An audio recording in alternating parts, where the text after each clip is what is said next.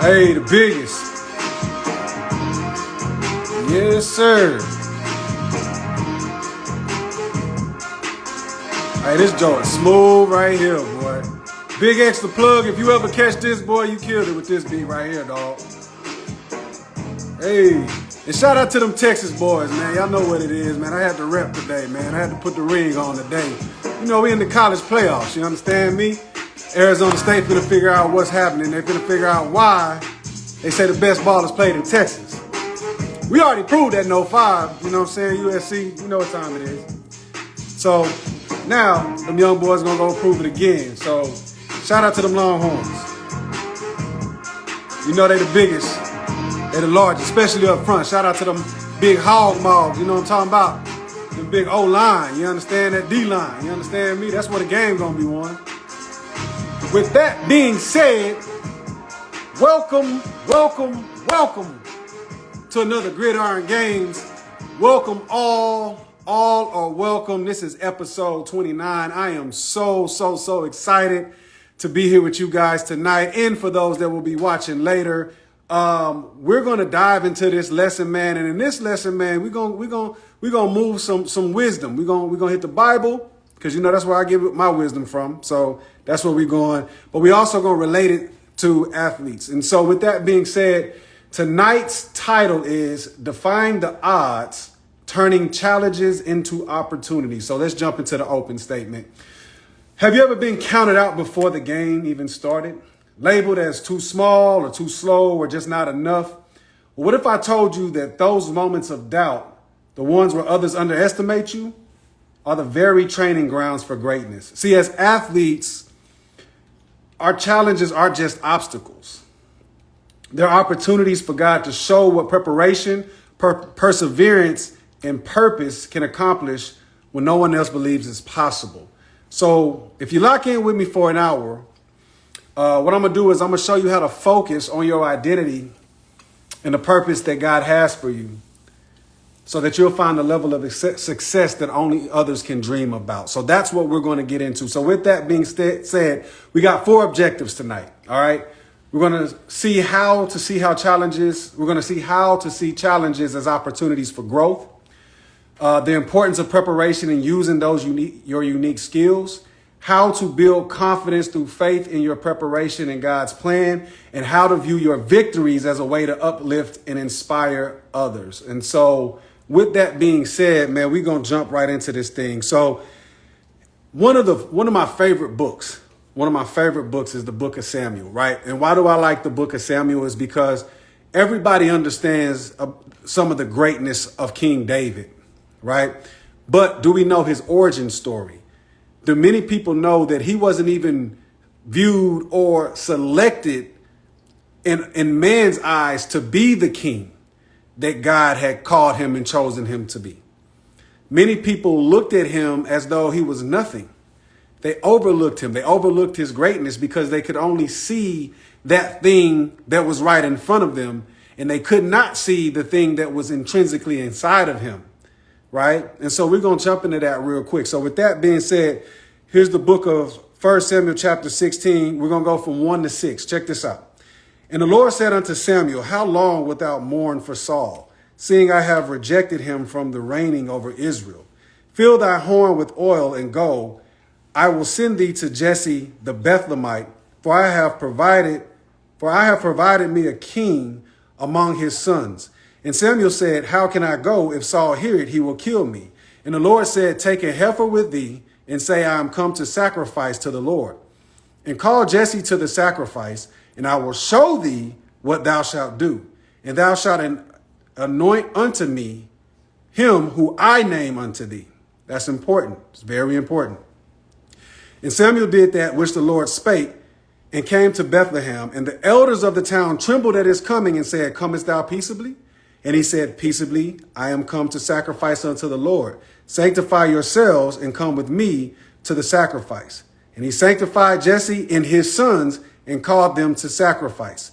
And it came to pass, pay attention, when they were come, that he looked on Eliab and said, surely the Lord's anointed is before him. But the Lord said unto Samuel, look not on his countenance or on the height of his stature, because I have refused him. For the Lord seeth not as man seeth, for man looketh on the outward appearance, but the Lord looketh on the heart. Wow, wow, wow. Why is that important? Man, ladies and gentlemen, I'm here to tell you that sometimes people just can't see your greatness because they only have natural eyes. Ain't nothing like a bottle of water, especially when it's cold. They only have natural eyes, meaning they can only perceive you to be a particular thing. They box you in, right? If you come from a specific environment, this is what we see you as. If you come from a specific social class or financial status, this is what we view you as, right? But what happens is that while man judges the outward appearance of things, it is the Most High that looks at the individual's heart. This is what issue is as it pertains to when you take it to the athlete space, as it pertains to things like the combine. So for those that may or may not know, there's a thing called the NFL Combine. That thing is coming up here really soon. All right. And what they do is it's a measuring stick, right? How fast can you run? How high can you jump? Wonderlic test. How smart are you? Right? Interviews. How well spoken are you? All of these things are man-made things for them to be able to judge you based off of your results in that regard and say, okay, based off of all of these things that we've garnered, we believe that this individual is going to be this type of player or this caliber of player. But what happens is they can't judge the heart. They can't measure the intangibles. They can't measure your effort. They can't measure your willpower. They can't measure your mindset. These are superpowers that are intangibly inside of us that can't be seen by others, right? Until you're put in an adverse situation for those things to now be shown to the world. But as you're cultivating that aspect of yourself, you're going to be overlooked, right? And so what God was telling Saul, who was a prophet, by the way, Samuel, who was a prophet, by the way, is simply this. Like, look, I don't look at people the way you look at people. You saw this man of high stature. You saw this big swole guy and you said, surely he has to be the man. But we're going to come to find out that he wasn't. I'll give you a story how that happened to me. So when I was coming out of the University of Texas, right, same thing, had these measurables, right? I didn't test as great as I wanted to. I knew I was stronger than what I showed and everything. I was coming off a horrific injury. Broke my ankle, right? And so with that being said, they slot you in these particular spaces based off, here's his game tape. Here's what we believe that he can do. And so as I'm sitting there, it's draft day. And as I'm sitting there waiting to get called, my number's called. 130th pick in the 4th round. And as they're running my highlight tape, you hear Mel Kiper say, this guy's going to be a good project player. If he can, come back healthy and get his strength up, I see him being able to play in the league for about 3 or 4 years. Wow. So you gained all of that based off of a highlight tape, right? Or whatever quote unquote research that you said that you did. You just know that my expected end is for me to last 3 to 4 years. Well, again, God doesn't look at things the way that man looks at things because I played almost a decade in the NFL. And it had nothing to do with me being stronger than the next person, me being smarter than the next person. It had to do with one thing. I possessed the ability not to quit no matter what happened, right? Of course, God created opportunities. And I prepped myself for those opportunities and I took advantage of those opportunities. And because of that, I lasted more than 2 times longer than what the expert said that I was supposed to last.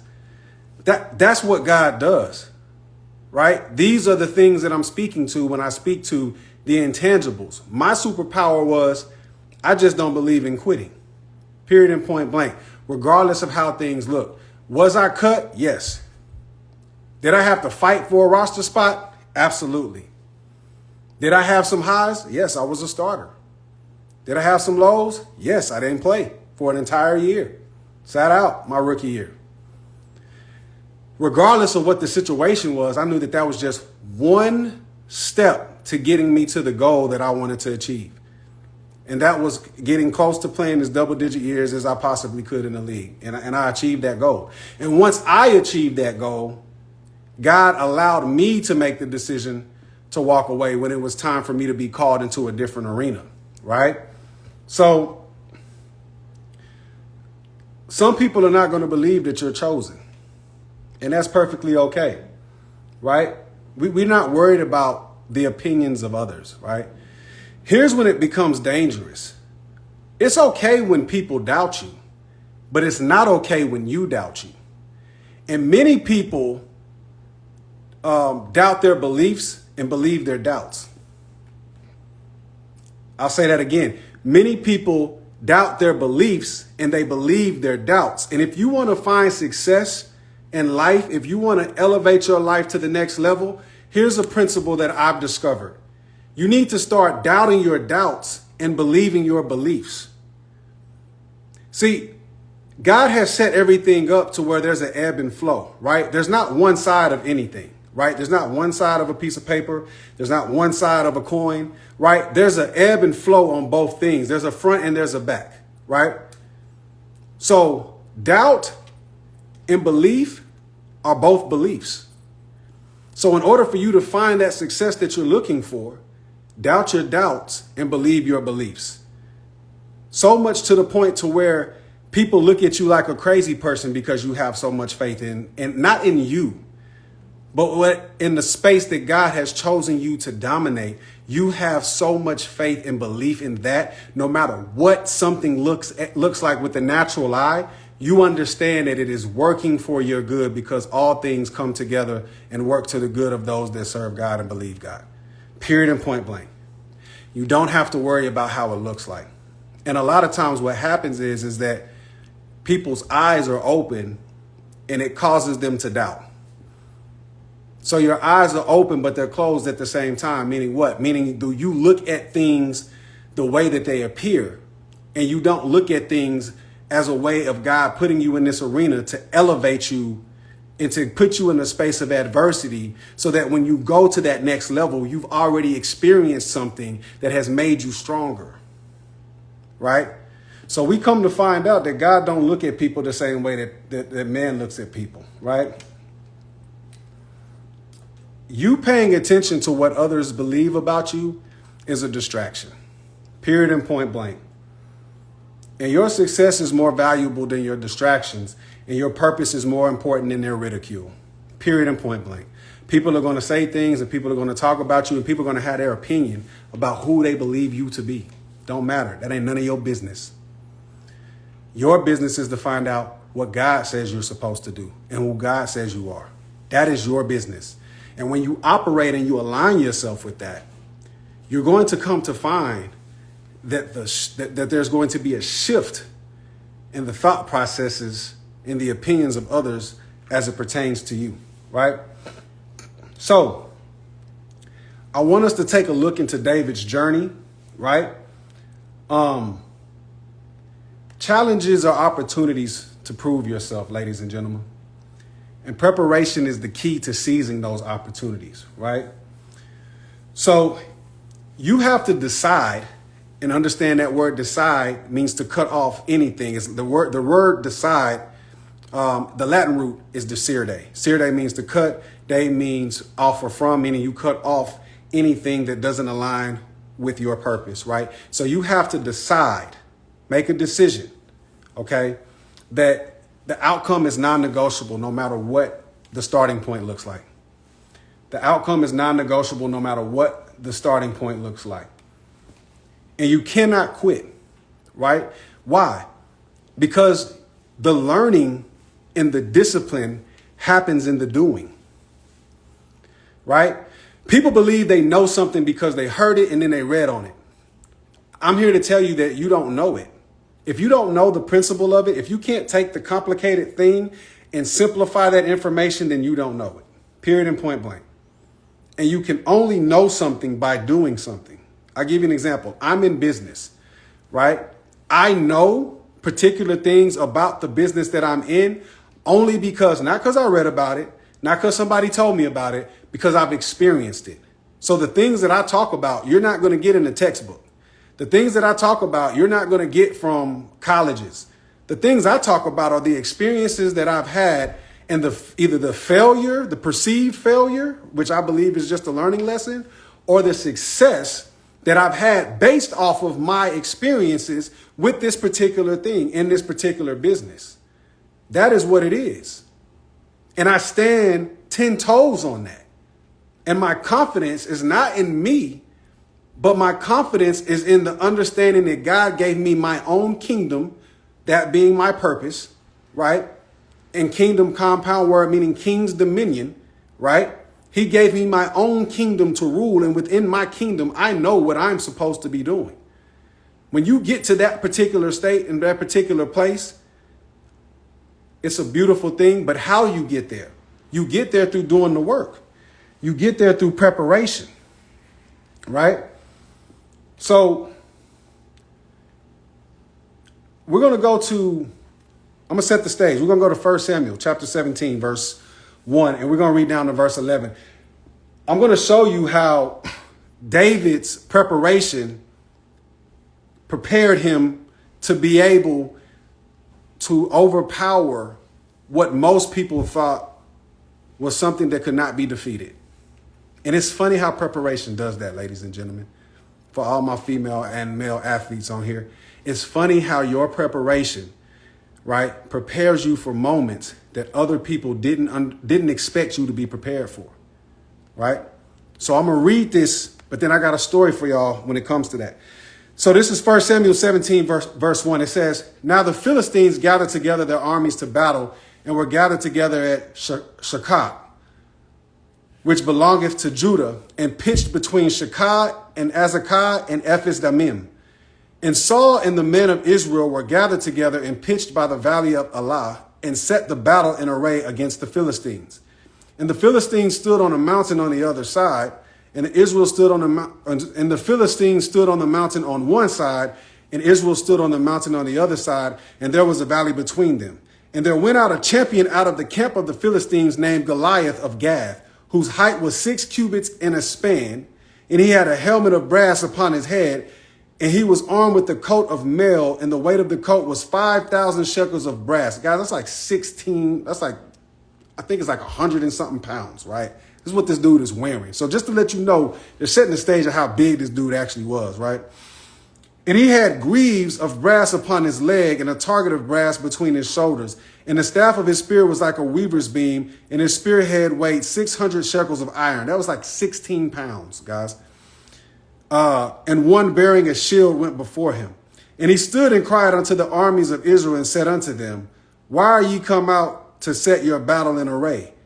Am not I a Philistine, and ye servants to Saul? Choose you a man for you, and let him come down to me. And if he be able to fight with me and to kill me, then will we be your servants.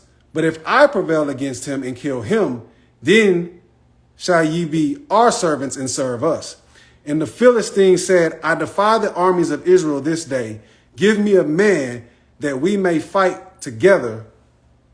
Give me a man that we may fight together. When Saul and all Israel heard those words of the Philistines, they were dismayed and greatly afraid." And look, I get it. I get it, man. Listen, this dude is huge. He's a champion for a reason. Who knows how many men this man has killed, right?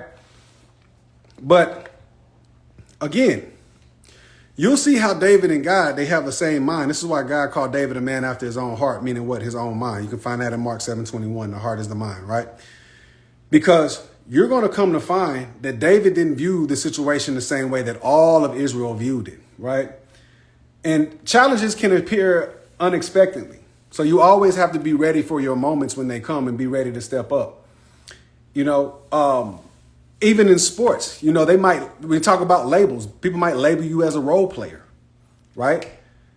And that's how they see you. But that's okay, because what happens is is we've seen many of stories where people have been deemed as role players and then their opportunity arises and all of a sudden, boom. One that comes to mind right now is a young man by the name of Victor Cruz. Victor Cruz made his name in a preseason game. Just dominated the preseason game.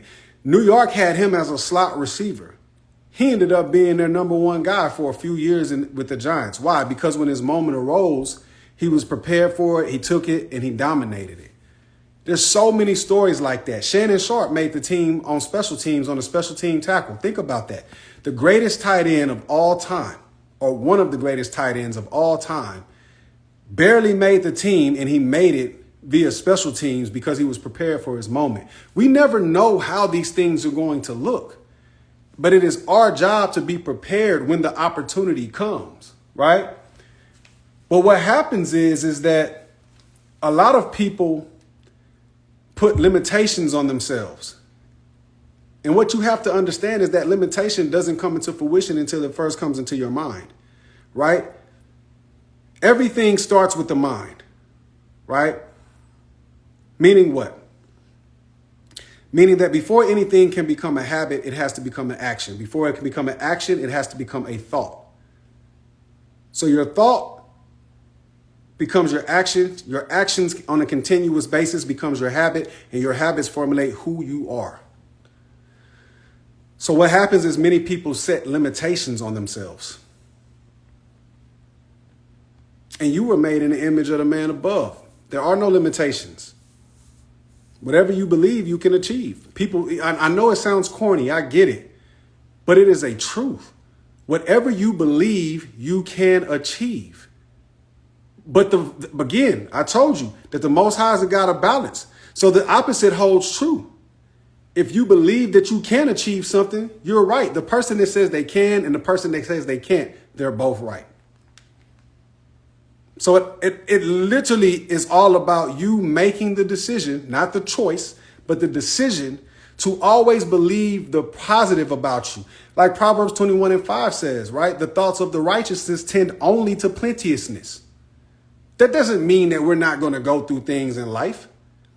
It doesn't mean that we're not going to struggle. It doesn't mean that we're not going to have adversity. It doesn't mean that we're not going to lose parents. We're not going to lose significant others. We're not going to lose kids. The rain falls on the just and the unjust just alike. But what it does mean is that no matter what happens in our life, no matter what type of fire or storm we are in, we make the thought and we make the decision to say to ourselves, I will find a way to find the positive in this, because I know that God has not brought me this far just to bring me this far. Stop putting more faith in your limitations than you do your Lord and Savior, and then wondering why your life not working the way you want it to. Christ went to his home to do miracles, and he could do very little. Why? Because of their unbelief. So if you want things to elevate in your life, the first thing you have to start doing is you have to stop putting limitations on yourself. When I was dealing in the insurance space, and I was dealing with, people that work regular 9-to-5s, learning my way through the business, one of the things that I noticed was there was an immense amount of limitation on what they thought that they could and could not do. Right. When I was building my company, my insurance company, right, and I used to have people underneath me, right. I would call them my partners. So I'd have my partners with me, and I'm showing them the business and what it takes to have success. The amount of excuses that they came up with about what they could not do was uncanny to me. I found it fascinating, because I'm sitting up here looking, just if you look at it from a scientific standpoint, do you not realize what you've overcome just to be on this planet? Like, just to be in this earth. Like, you beat out billions of microcosms called sperm to impregnate an egg to get here on this planet. And now you believe you can't because you don't know how to do something? Let me tell you something. Time is going to pass anyway. So you have a brain. Whatever it is that you believe you can't do, more than likely doesn't have a brain. So as long as you put the work in to figure it out, there's literally absolutely nothing that you can't figure out. But what happens is that where were they defeated at? Right here. And isn't that interesting? Because where do a lot of athletes first start finding themselves moving out of their particular sport and being overmatched by other individuals that come in to take their job? It's not through the action. It's through the mind. Here's the thing that you'll come to find out when it comes to limitations. Athletes spend a lot of time strengthening their body when they need to be spending 5 to 6 or 7 times more strengthening their mind. Like, when your mind is gone, that's it. That is it. So understand that a lot of times what I've come to see is, you see this with coaches too. A lot of these small-minded coaches that are power-driven, you know, they try to make you believe things about yourself. Maybe it didn't work out for them. Maybe they didn't have the talent. And listen, humans are humans. You know, you don't fault them. You just have to understand who they are, right? Like, Satan can attack you from any place, especially as an athlete. It could be a coach. It could be another player. It can be a situation. It could be an injury. There's many ways to be attacked, right? The media attacks you, tells you who you are and who you're not, right? Tells you what you can do and what you can't do. You know, you drop a pass, you're the worst player in the world. You know what I mean? You miss a block, you suck, right? This is what comes with the territory, right? And you're going to be called a lot of things. Again, that's none of your business, because the only thing you need to be worried about is what God calls you, and that's chosen. And I'm going to prove it. Here's John 15:16.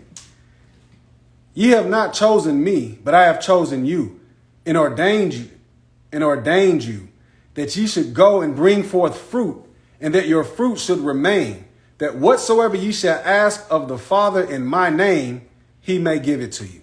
God has already chosen you, bro. Jeremiah 29:11 says that before I formed thee in the belly, before you were even formed, I knew you. That's what he said. It's either 29:11 or 17:5 or somewhere in there. But that's what it says. Before God ever formed you in the belly, he knew you. He knows his children. So where we find fault is when we put the opinion on man, the opinion of man over the truth of God.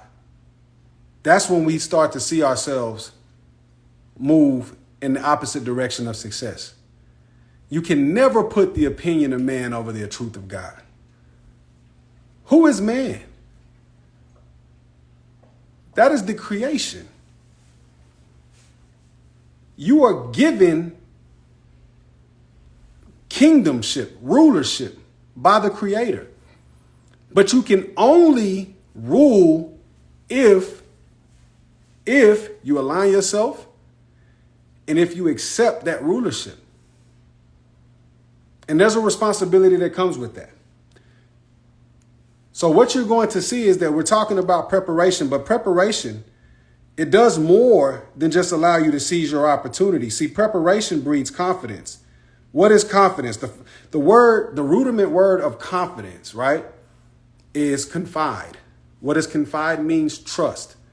So preparation builds trust for you to be prepared in that moment. You trust yourself.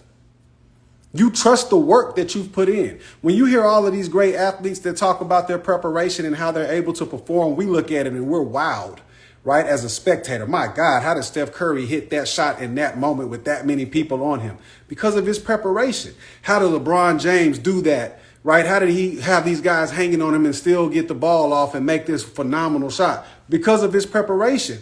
How does Tiger Woods hit that putt right on the back nine? And he hits that putt to win him the Masters when he was already down 3 or 4 strokes? Because of his preparation. See, we are wowed by the moment. But when you're prepared, you're not wowed. Why? Because you're expecting it. So there's another key. The power of expectation. Many people lack hope because they lack expectation. That is where the enemy wins. He removes your expectation of a brighter future. But the Most High says that he has an unexpected end for you. Something that you could never ask or think of, he's prepared for you.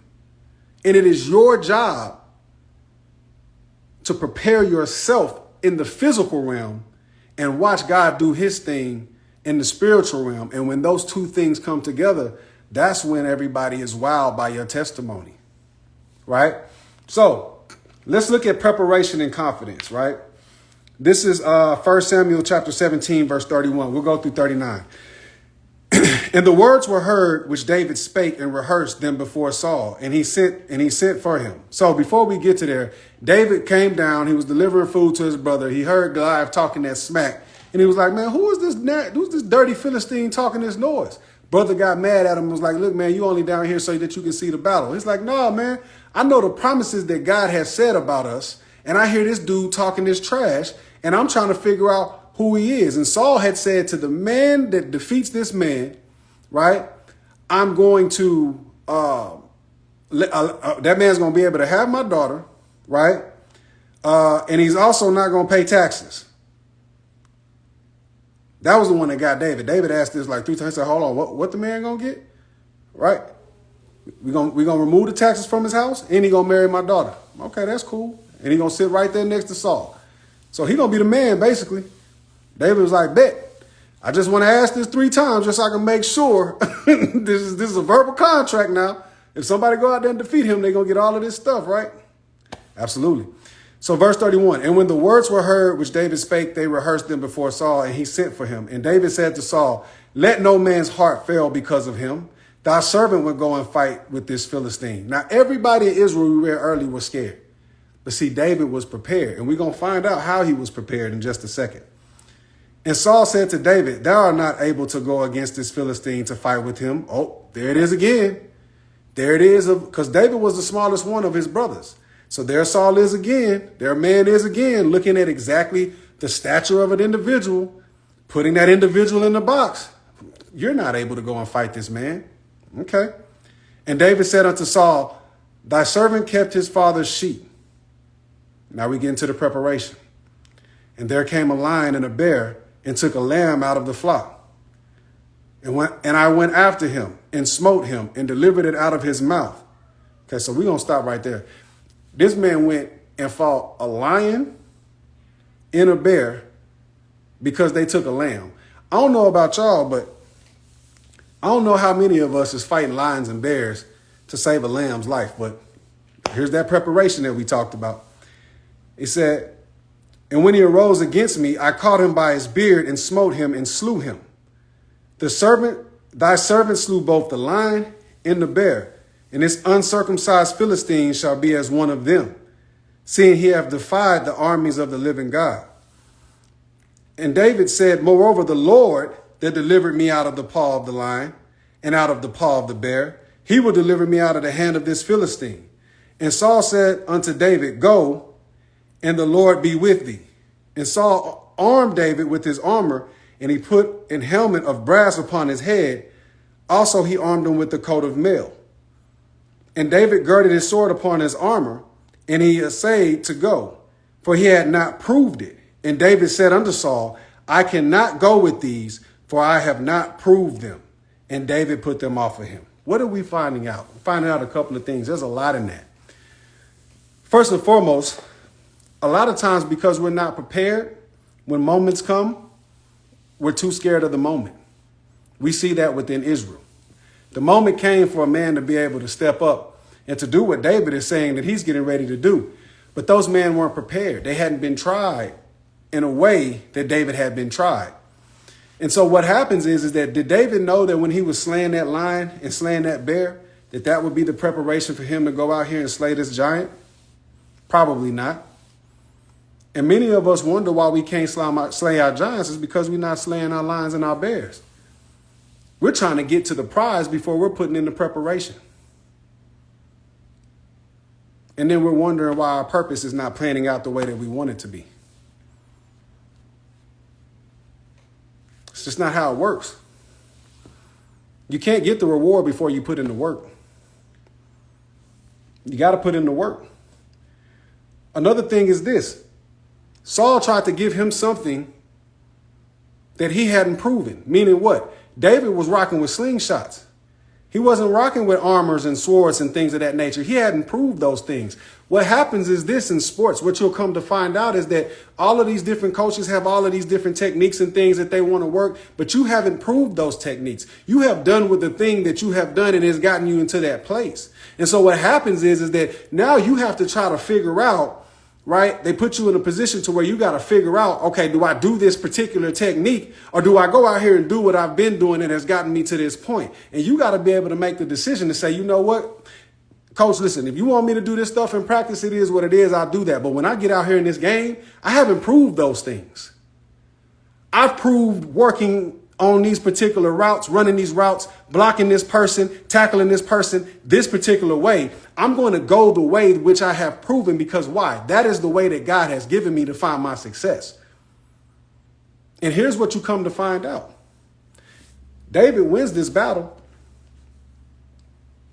And if you do that and you take your own aspect of this lesson and move it into your life and you go with the unique skills that God has given you, you will win your battles too. And everybody else will follow suit. That's what we're going to see here. Your role is to do the possible. When you align yourself with God, your role is to do the possible. And when you do the possible, God will do the impossible. That is how that preparation is going to breed that confidence. And when you do the possible and God does the impossible, he creates opportunities that didn't seem existent. I love what Tim Tebow said. He said, I don't know what my future holds, but I do know who holds my future. Faith isn't about knowing. Faith is about trusting. It's not about knowing. You may not know how you're going to win this particular battle. You may not know how you're going to make this team. You may not know how your season is going to go. Here are the things that you can know. You know the work that you put in and you know who hands you fall in. And that's all you need to know. And then what happens is that when your preparation and your possible meets God's impossible, it creates the opportunities that allows the whole arena to be wowed by your performance because you trusted and you aligned yourself with the person that gave you that talent in the first place.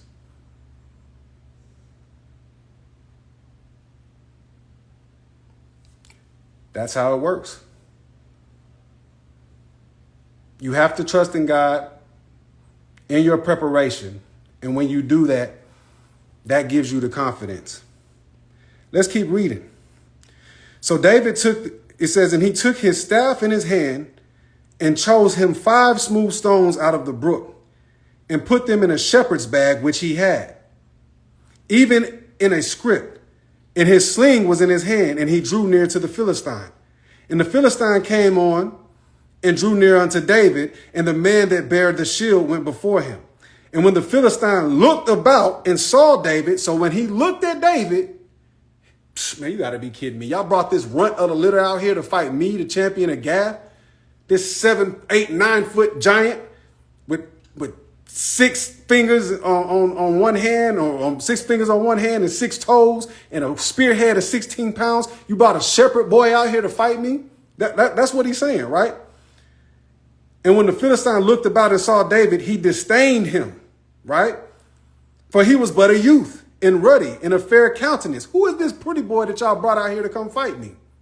And the Philistine said unto David, am I a dog that thou hast coming to see me with staves? And the Philistine cursed David by his gods. And the Philistine said to David, come to me, and I will give thy flesh unto the fowls of the air and to the beasts of the field. See, that's the overconfidence of your enemy right there. See, your enemy is hella confident when he don't understand who you're working with. This is why the preparation and alignment is so important. See, the reason why I love this story, not only because it happened and it's real and we can learn from this, but how many of us have come across some people that have counted us out? How many of us have come across some people that have looked at where we come from and say, oh, clearly they're not supposed to be here? This is what Goliath is telling you to David. Listen, y'all got all of these particular soldiers and warriors and y'all bring a shepherd boy out here. But see, what happens is that when your enemy don't know who you coming with, When your enemy don't know who backing you, that's when you find yourself in a situation as an enemy to where you're going to find out. Right? We've seen this in sports. We've seen this a million times. Remember Mike Tyson? Love Mike Tyson. Mike Tyson was one of the most feared boxers in boxing history. Feared. But one day Mike Tyson ran up on Buster Douglas. And Mike Tyson didn't take Buster Douglas serious. And what Mike Tyson didn't know is that Buster Douglas had lost his mom previous couple of nights before. So he was fighting with something different within him. And Tyson wasn't prepared to take that on because he overestimated his opponent. It's the same thing that we see with Goliath. Who is this pretty boy with these rocks that you come out to fight me, the champion of Gath? I'm gonna make quick work of this dude. But I want you to see what fighting your lions and fighting your bears and believing in God and being prepared and that confidence does for you when you fight somebody that the world believes you can't beat. This was David's response. Then said David to the Philistine, thou comest to me with a sword and with a spear and with a shield. You're coming to me in the natural. You're coming to me with materialistic things. You're coming to me with all your great training. You're coming to me with all of your mental mastery. You're coming to me with all of your elevated upbringing, right? I'm just a little shepherd boy that was in the field that grew up in the hood of Bethlehem, just trying to figure things out. Went through some things in life, and now I find myself in the center stage with everybody watching what's finna go down. So you're coming to me with the materialistic things, but I come to you like this. This is what David said.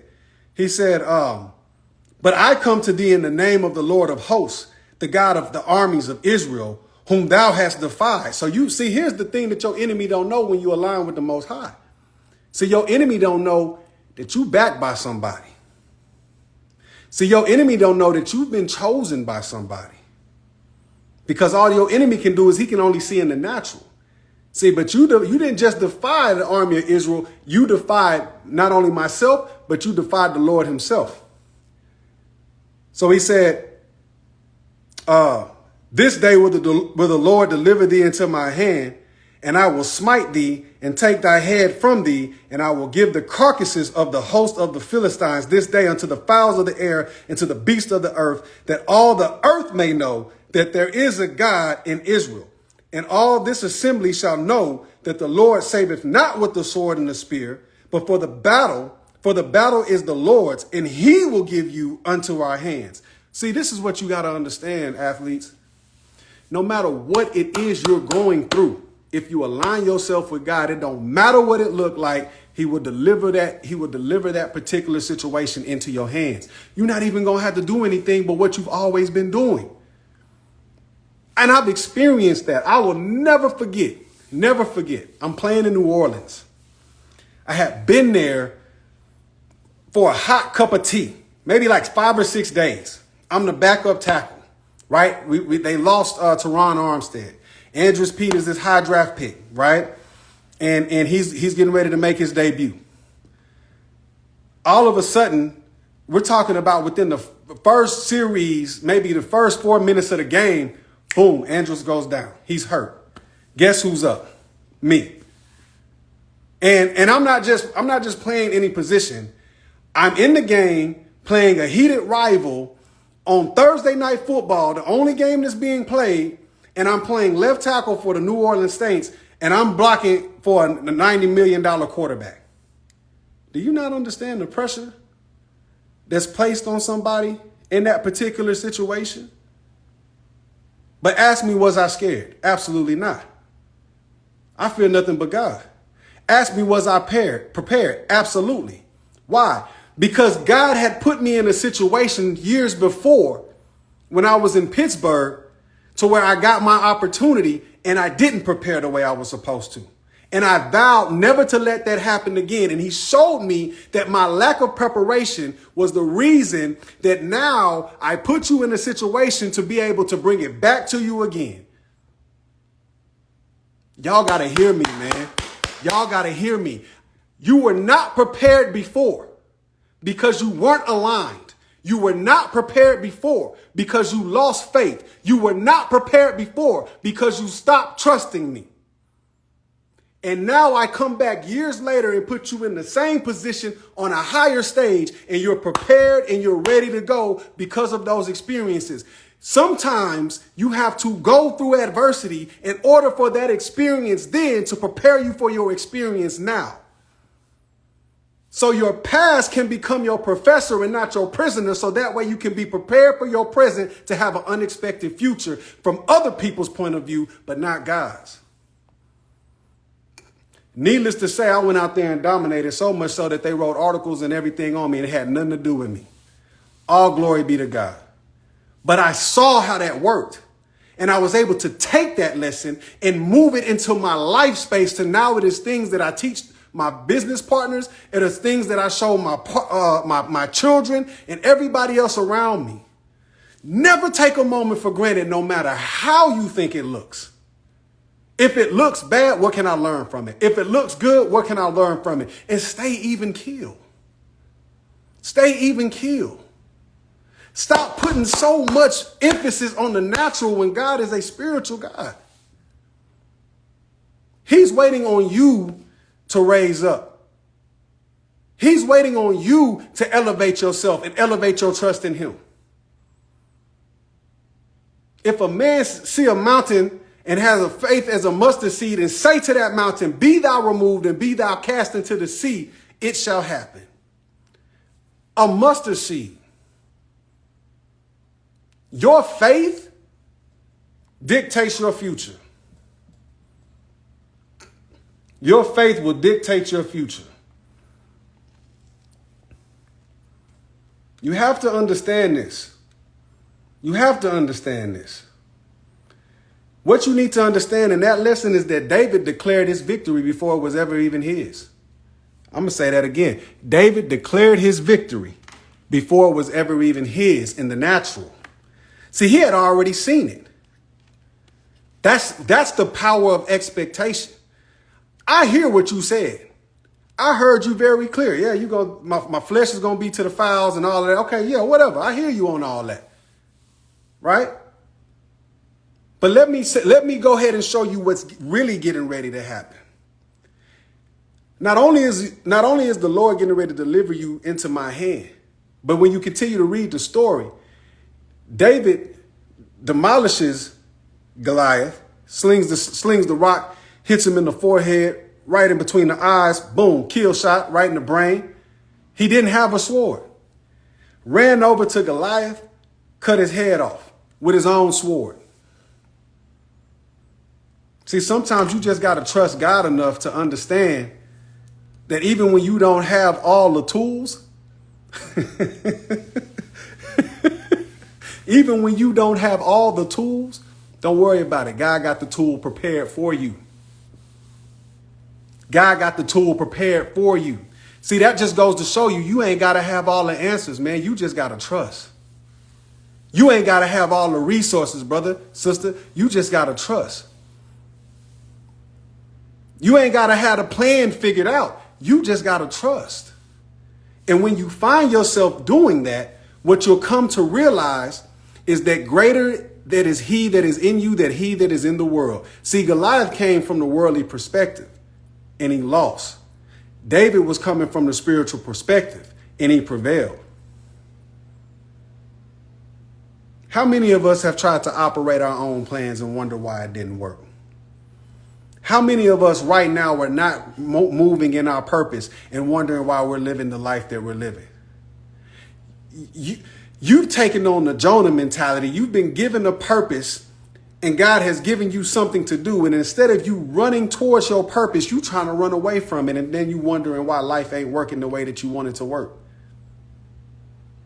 Stop running. Stop running from it. Because see, here's the thing that you don't understand. God has positioned you to do a particular thing because there are people that are aligned in your path that you're supposed to prophesy to and you're supposed to help. But when you don't accept your calling you put them in a position to where now they might not be able to even know now those individuals might not even know what their calling is because you haven't done your job. And that's moving in the space of selfishness. And most of the time it's because we're too scared of the responsibility. We're too scared that we don't have what it takes, right? We have imposter syndrome. We have all of these lies that the people around us have told us, right? Some of y'all are still believing the lie that y'all was told in third grade by y'all third grade teacher who told you you'll never amount to anything. And here you are 30-something years old and you still believe in this bimbo. It's ridiculous. When the Creator has already told you that I've created you for a purpose. When the Creator has already told you that I created you to be a ruler in this earth. Take dominion. There's an acronym that I love to use. It's called FEAST. Focus, execute, align, service, take dominion. FEAST. God has prepared the feast for you as well. But you have to accept that calling and you have to accept everything that comes with it. And you have to know that your assignment will be fulfilled when your alignment is with his will. Your assignment will be fulfilled when your alignment is with his will. That's the only way that that's going to happen. Stop believing the lies of the world. Stop believing the lies that you be lying to yourself about. Trust your preparation. And understand that when you align yourself with God, there's nothing that you can't accomplish. That confidence comes from trusting God. And God's plan is going to always align with your preparation because he's the one that gave it to you. Faith enables you to act boldly even when the odds seem impossible. Right? So I love what Kurt Warner said, right? Super Bowl winning quarterback. Here's somebody that was bagging groceries, right? Wasn't prepared for his moment. If you go and watch the movie, it'll show this, but I know the story because I was around that time when it happened. But when Kurt was first in the league, he was asked to get in. He said, "Nah, I'm cool. I don't feel ready. I don't feel prepared. I don't feel like I belong." And he was cut.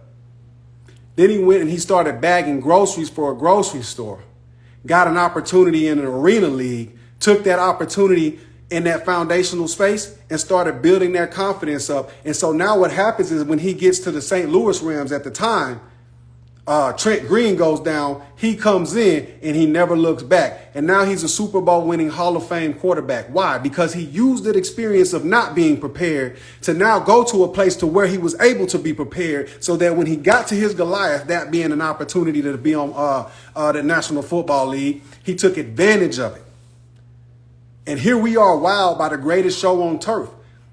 But he had already reset his expectations. Sometimes God will allow your failure to prepare you to your future. But you still got to answer the call when that time comes. But Kurt Warner says, if you believe you're on the right path, keep going and eventually you'll make it. God will make a way even when others doubt. I say this, make your decision and stay committed to your path regardless of what time it takes, and God will turn the naysayers to yay-sayers. All them people that are saying that you can't do something, they'll flip that script real quick once they can continuously see you doing it. Right? And here's something that I'll tell you guys too. God never gave the other people the vision. He gave it to you. So stop trying to make their confusion align with your clarity. Stop trying to make their confusion about who you are and what they believe you're supposed to be doing align with the clarity of what God has given you and what God has specifically told you. He gave it to you. You take advantage of that. So what you'll learn is this, that when David cut off the head of Goliath, All of Israel rallied around that. They were inspired. And they went after the Philistines. The Philistines, when they lost their champion, they took off running, and Israel went and chased after them, and they ended up winning the battle. How many people are just sitting here waiting on you to fulfill your purpose so that they have the confidence to go after their wins as well?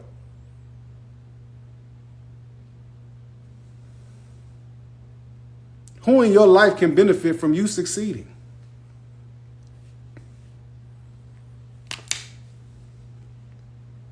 That's something we got to think about.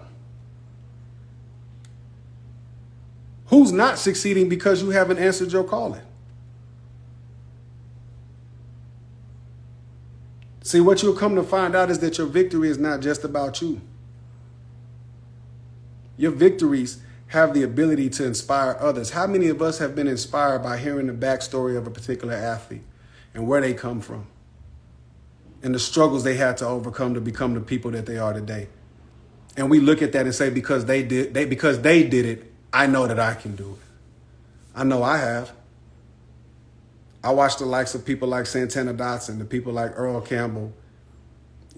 I watched those individuals. I looked at the stories of the Walter Paytons and the Jerry Rice and the Terrell Owens, the Michael Orrs, people that people just overlooked, but they believed in themselves and they believed in their maker enough to say, you know what? I'm going to prepare today so that I can have the life that I want for tomorrow. And they kept that, and they moved with that, and they were rewarded because of that.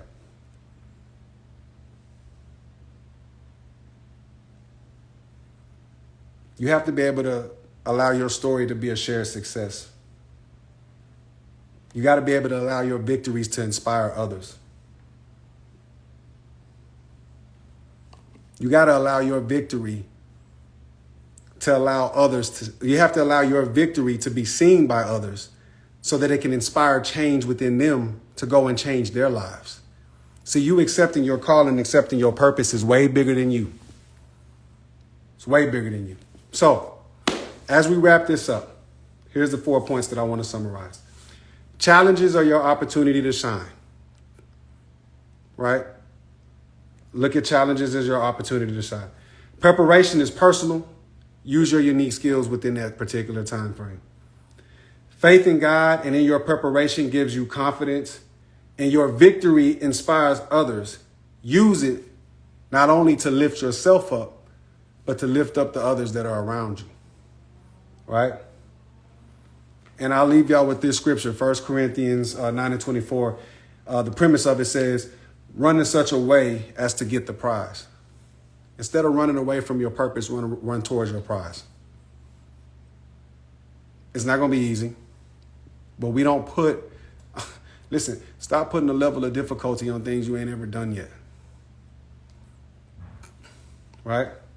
So, here's a call to action. This week, I want you to identify one challenge that you're facing. Commit to preparing for it. Declare your confidence in overcoming it, and share your journey with someone who needs encouragement. Matter of fact, you can put it in these comments, right? If you're an athlete looking for guidance, you can go to TonyHills.com. There's a bunch of resources there. You can also book a time with me. We can talk about particular things that you're looking to do. And if there's any way that I can help, we can. You need to remember this. Sport is not who you are, it's what you do. You're bigger than the sport, right? So with that being said, I pray you guys got something from this. Run well, young lions. It's your man, Tony the Tycoon. I'm out.